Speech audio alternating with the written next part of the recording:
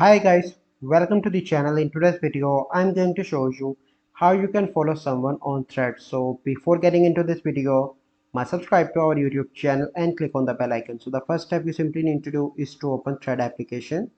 So once you open that, so you simply need to click on home, and it is basically like a Twitter.